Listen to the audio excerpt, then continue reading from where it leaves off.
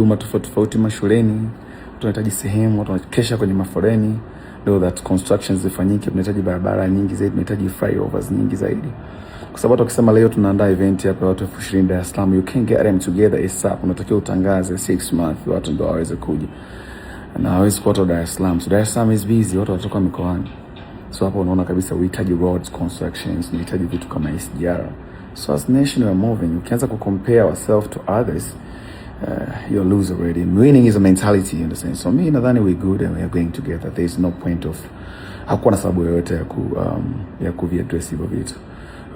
Now why I'm recording this video, kwa sababu sitaki kuonekana kama naleta udaa kwa msemaji.